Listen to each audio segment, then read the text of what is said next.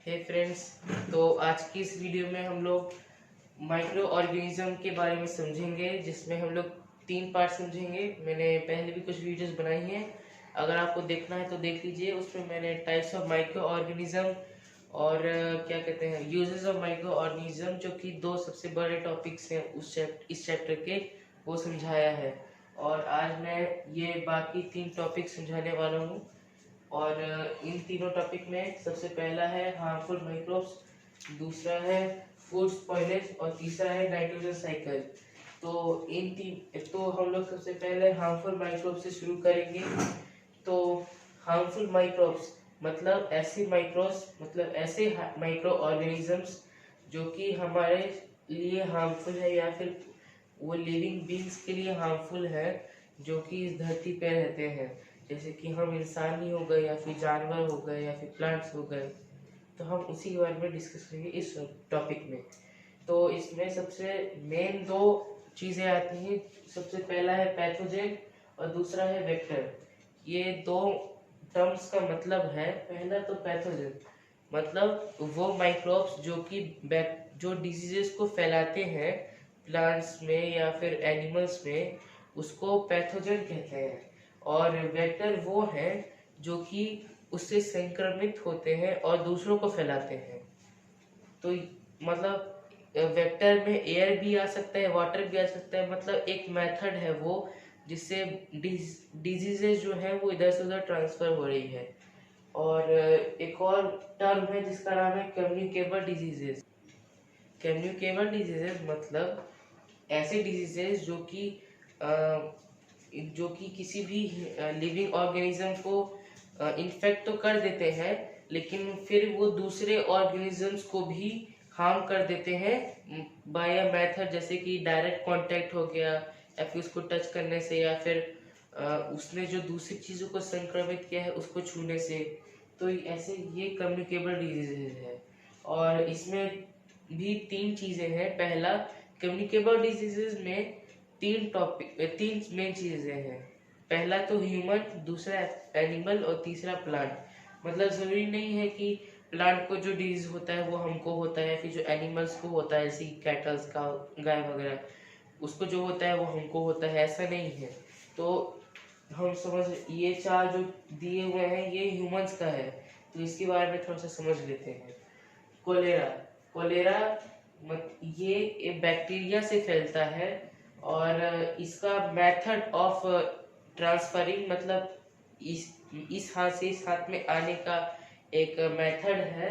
तो वो एयर है, मतलब इन्फेक्टेड एयर, और डायरेक्ट कांटेक्ट मतलब उसको टच कर लेने से, कोलेरा से जो संक्रमित है उसको टच कर लेने से। और दूसरा है मलेरिया। मलेरिया प्रोटोजोआ से होता है, और ये इंसेक्ट बाइट से होता है, मतलब फीमेल जो मॉस्किटो होती है उसको काटने से। और उनका उन फीमेल मॉस्किटो का एक खास बात होता है, वो काले और मतलब उनके शरीर के ऊपर सफ़ेद डॉट्स रहते हैं। तो उन मॉस्किटो को प्रिवेंट कीजिए कि वो आपको काटे। अब तीसरा है एथलीट फूट। ये एक तरीके की बीमारी है जो कि फंगस से फैलता है।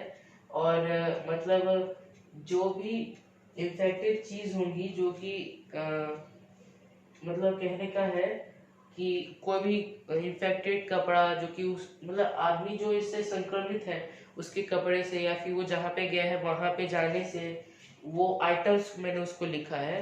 तो मतलब इन्फेक्टेड आइटम्स को छूने से, जो कि एथलीट फूड से संक्रमित है, उससे आपको भी हो सकता है। मतलब एक तरह से डायरेक्ट कांटेक्ट, और प्लेसेस जाने से, मतलब जहाँ पे वो चीज़ है उसके अगल बगल में भी वो वायरस, वो फंगस फैल जाता है। अब चौथा है चिकन पॉक्स, जो कि वायरस है, और ये एयर से या फिर डायरेक्ट कांटेक्ट से फैल जाता है। मतलब अगर आपके मोहल्ले में किसी को ये चिकन पॉक्स हुआ है तो उसके घर ना ही जाए, और उसको उसके साथ ना रही या फिर उसके दूर भी ना रही, क्योंकि उसका जो सांस है वो इन्फेक्टेड रहेगा, और उससे आपको भी ट्रांसफर हो सकता है, और आपको भी चिकन पॉक्स हो सकता है। तो ये कुछ एग्जांपल्स है जो कि ह्यूमन को डिजीजेस का है। अब एनिमल्स पे आ जाते हैं। एनिमल्स पे तो पहला एंथ्रेक्स है, जो कि कैटल डिजीज है। मतलब जो गाय वगैरह होती हैं उन पे ये सब डिजीज का मतलब असर करता है। और इस डिजीज में एक्चुअली बैक्टीरिया से ये होता है। और दूसरा है माउथ एंड फूट डिजीज ये।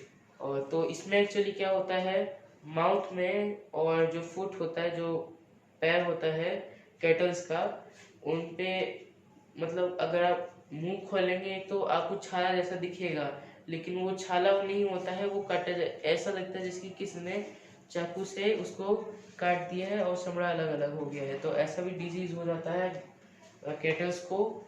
अब तीसरा है स्वाइन फ्लू।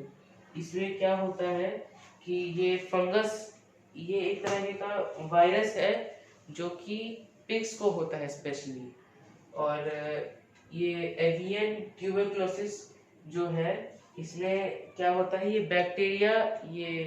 बैक्टीरिया से फैलता है। और ये प्लूट्री जो एक जानवर का नाम है उसको होता है।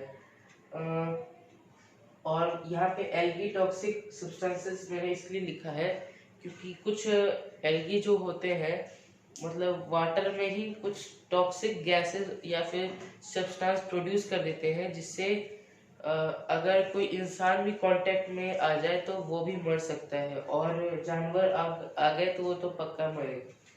और अब एनिमल्स का हमने डिजीज देख लिया, अब प्लांट्स में आ जाते हैं। तो प्लांट्स का पहला है साइट्रिक कैंकर। इसमें ये बैक्टीरिया से फैलता है, ये साइट्रिक प्लांट्स पे असर करता है। जैसे जिसमें विटामिन सी पाया जाता है, या फिर साइट्रिक नाम का एक प्लांट भी होता है, उस पर असर करता है। और ये बैक्टीरिया से फैलता है, और एक्चुअली होता क्या है, उसके प्लांट्स पे सफ़ेद सफ़ेद आ जाता है, और सॉरी येलो येलो। और उसी येलो ये जो हो जाता है ये नेचुरल नहीं है, ये डिजीज के कारण होता है, और ये सही नहीं है। दूसरा है प्लांट ब्लास्ट, राइस ब्लास्ट। इसमें क्या होता है कि जो कुछ क्या कहते हैं क्रॉप्स जो होते हैं, या फिर जो कुछ प्लांट्स होते हैं, ऐसे शुगर केन हो गया, फिर राइजी है, तो उसके स्टेम्स पे काले काले ऐसे आ जाता है जैसे कि वहाँ पे किसी ने जला दिया है उसको। तो वो डिजीज के कारण होता है, और वो फंगस से होता है। अब तीसरा है पनामा विल्ट। ये फंगस से होता है, और ये बनाना ट्री पे असर करता है। वहाँ आपने देखा होगा अगर बनाना ट्री को, तो मतलब प्लांट एक तरह से कह सकते हैं, हर्ब।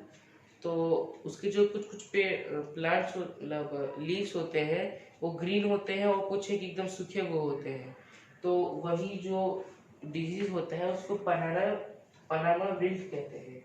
और चौथा है हम लोग का क्रोन गर्ल। इसमें क्या होता है कि स्टेम्स के ऊपर या फिर ब्रांचेस के ऊपर मिट्टी जैसा भर जाता है, कॉटन जैसा लगता है देखने में, और वो बैक्टीरिया के कारण होता है। हार्मफुल माइक्रोब्स का हमने समझ लिया कि प्लांट्स में और ह्यूमंस में क्या क्या होता है ऐसा डिजीज। अब हम फूड स्पॉइलेज पे आ जाते हैं।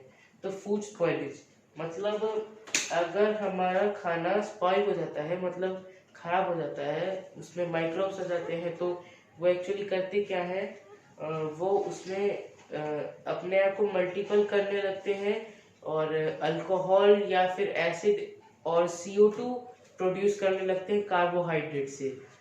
तो क्या होता है कि हमारा जो फूड होता है वो स्मेल करने लगता है गंदा, उसमें उसका ना ही टेस्ट रह जाता है अच्छा, ना ही स्मेल रह जाता है अच्छा। और अगर उसको आप खाएंगे तो आपको फूड पॉइजनिंग हो जाएगा, मतलब आपको उल्टियाँ आने लगेंगी कि आपका पेट झड़ जाएगा। तो ऐसा होता है फूड स्पॉइलेज में। और इसको प्रिवेंट करने के कुछ तरीके हैं, जिसको कहते हैं हम फूड प्रिजर्वेशन। मतलब प्रिवेंट करने का तो एक ही तरीका है कि फूड को सिक्योर रखे। तो सिक्योर करने का तरीका यहाँ पे कुछ कुछ दिया हुआ है, उसको हम समझ लेते हैं। पहला डिहाइड्रेशन है। डिहाइड्रेशन आपने सुना होगा ये शब्द। इसमें क्या होता है, डिहाइड्रेशन अगर इंसान को किसी आदमी को बोला गया उसको डिहाइड्रेशन हो गया है, मतलब उसके अंदर पानी की कमी हो गई है, तो एक्चुअली क्या करते हैं, ये बहुत ही ट्रेडिशनल मतलब बहुत ही पुराना मेथड है ये। और इसमें क्या पुराने ज़माने के लोग मतलब 90s के लोग जो थे वो क्या करते थे, जो खाना होता था जो कि ऐसे ही ड्राई होते थे, ज़्यादा सूखे नहीं लेकिन थोड़े ड्राई होते थे, उसके मॉइस्चर को ख़त्म कर दिया जाता था और वो सूख जाता था, चिप्स जैसा हो जाता था। और उससे फ़ायदा होता था कि वो हल्का हो जाता था और उसको ट्रांसपोर्ट और स्टोर करने में आसानी होती थी। लेकिन दिक्कत ये हो जाता था ना कि जो मॉइस्चर था वो विटामिन बी और सी का रिच सोर्स था जो ख़त्म हो जाता था। और जो माइक्रोब्स होते हैं उनको मॉइस्चर की ज़रूरत पड़ती है और वो उनको अगर नहीं मिल पाता है तो फिर वो ग्रो नहीं कर पाते हैं और वहाँ से हट जाते हैं। तो ऐसा होता है डिहाइड्रेशन में। अब दूसरा है हीटिंग।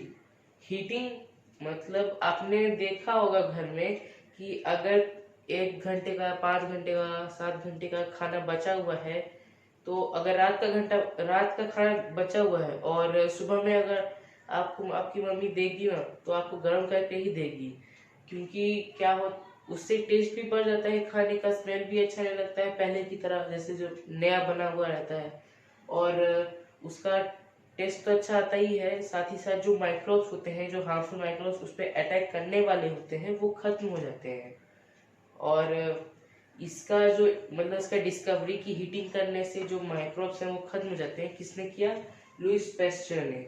और लुईस पैस्चर ने यही बताया कि कोई भी खाने को कम से कम 60 डिग्री सेल्सियस पर अगर गर्म करते हैं तो उसमें मतलब ये इनफ डिग्री है ताकि कोई भी खाने में किसी भी खाने में माइक्रोब मर जाए।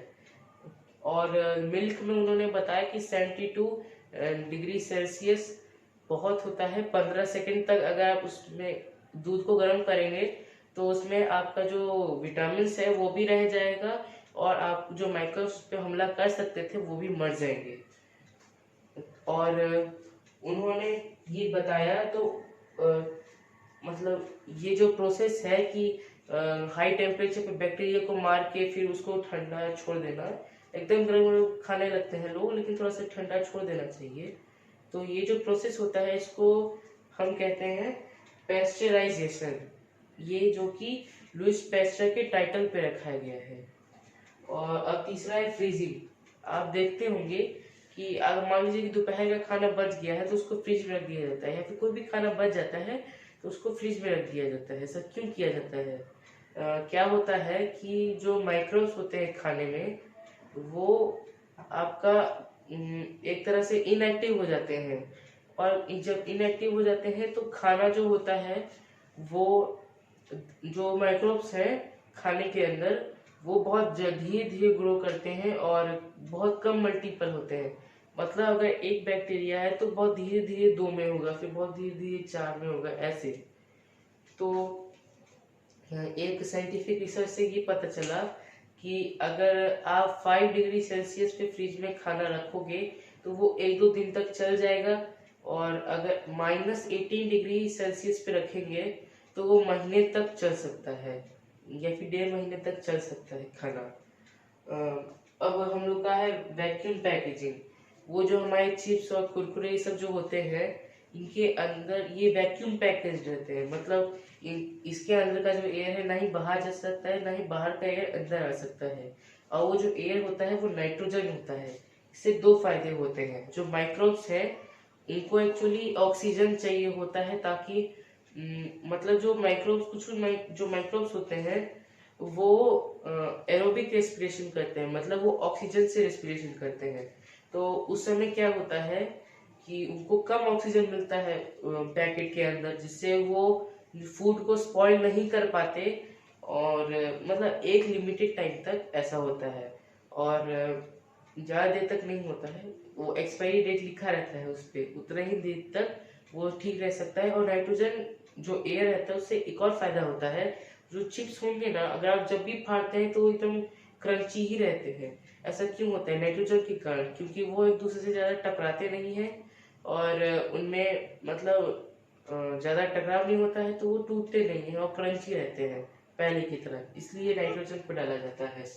अब कैनिंग पे रहते हैं तो आप जेम्स वगैरह देखते होंगे, जेम्स ये सब जो चीज़ें कुछ कुछ होते हैं, ये सब मतलब जो कैन के अंदर जो सामान रहते हैं ना वो भी एक तरह से सील्ड पैक रहते हैं और उसके अंदर खाना काफी दिन तक खराब नहीं हो पाता।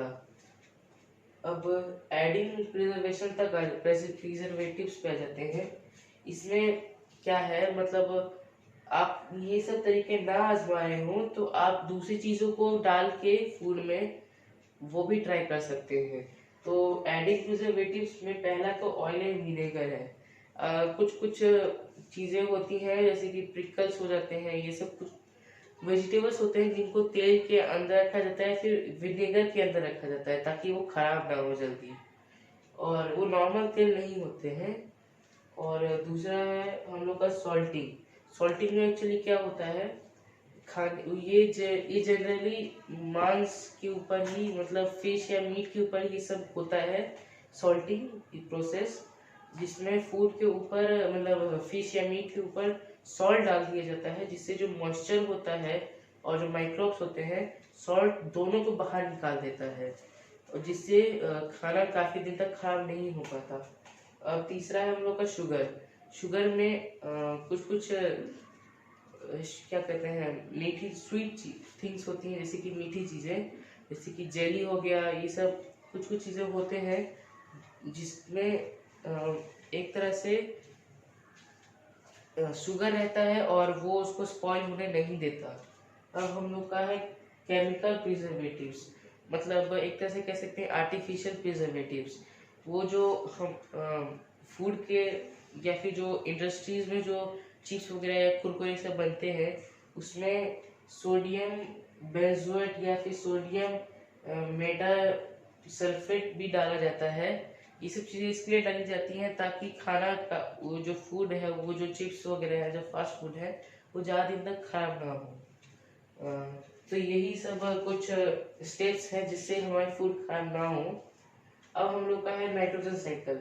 आपने नाइट्रोजन साइकिल मतलब समझते ही होंगे, ये क्लास 6 और 7 में आपने जरूर पढ़ा होगा। इसमें क्या होता है कि मतलब ये ऐसा प्रोसेस है जिसमें प्लांट प्लांट जो है वो नाइट्रोजन का इस्तेमाल करके, नाइट्रोजन प्लांट को चाहिए रहता है उस प्लांट, और वही नाइट्रोजन कैसे कैसे प्रोसेस होके प्लांट को मिलता है, वही नाइट्रोजन साइकिल कहलाता है। नाइट्रोजन साइकिल में सब 1 2 3 4 5 6 7 प्रोसेस हैं। इन सब को हम अच्छे से समझेंगे। नाइट्रोजन फिक्सेशन, मैंने आपको बता देता हूँ थोड़ा सा नाइट्रोजन के बारे में। जैसे हमारे शरीर में ब्लड और डीएनए की बहुत ज़्यादा ज़रूरत होती है, वैसे ही प्लांट में नाइट्रोजन की भी होती है। तो नाइट्रोजन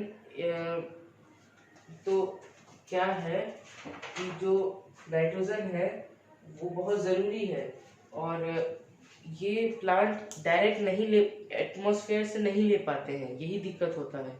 जो सॉइल में रहता है वही नाइट्रोजन नाइट्रोजन वो इस्तेमाल करते हैं। और तो जो एयर में जो नाइट्रोजन होता है उसको, मतलब एक तरह से कह सकते हैं कि अगर जो नाइट्रोजन एटमॉस्फेरिक नाइट्रोजन जो है, मतलब जो वायुमंडल में जो नाइट्रोजन है, जब उसको नाइट्रेट में कन्वर्ट करते हैं, मतलब सॉल्युबल नाइट्रोजन में जब कन्वर्ट करते हैं, तो उसको कहा जाता है नाइट्रोजन फिक्सेशन। मतलब एक तरह से कन्वर्जन, नाइट्रोजन कन्वर्ट हो जाता है नाइट्रेट में, तो इस प्रोसेस को नाइट्रोजन फिक्सेशन कहते हैं।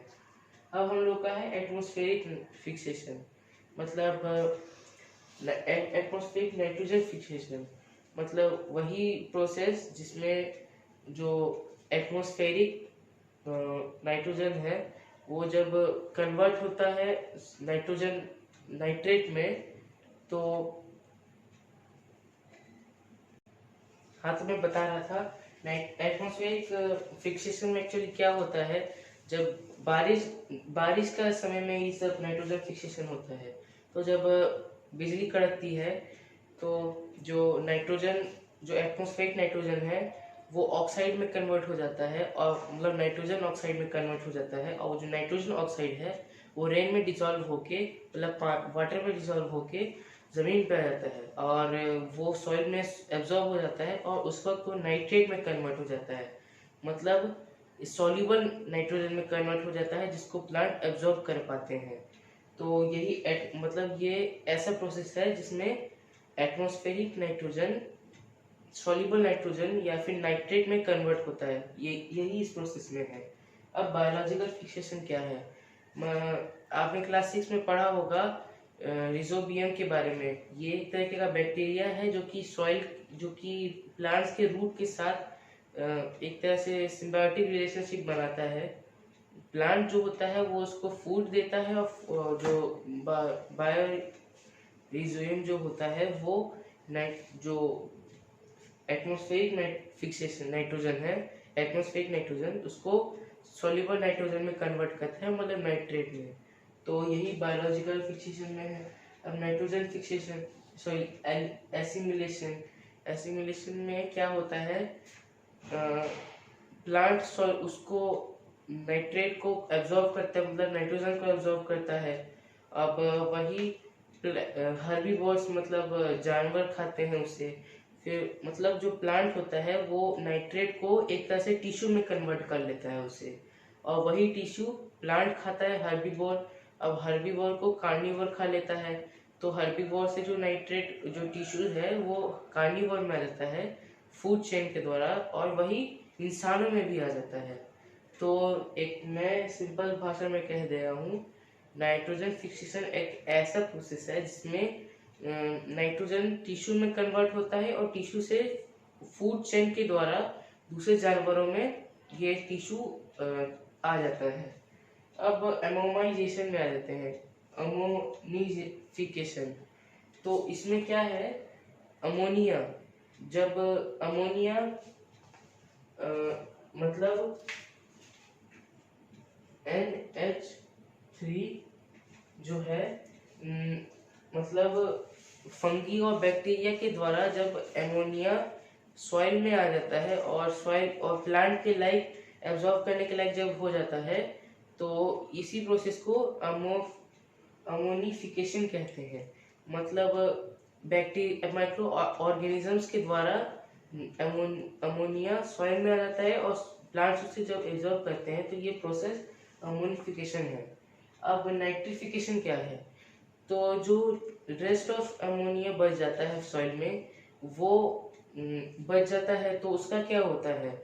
वो नाइट्रेट में कन्वर्ट हो जाता है एक तरह से। तो इसका मतलब जो अमोनिया नाइट्रेट में कन्वर्ट हो जाता है, तो ये माइक्रो ऑर्गेनिजम्स के द्वारा उस प्रोसेस को नाइट्रिफिकेशन कहते हैं। और डेंट्रिफिकेशन में एक्चुअली क्या होता है?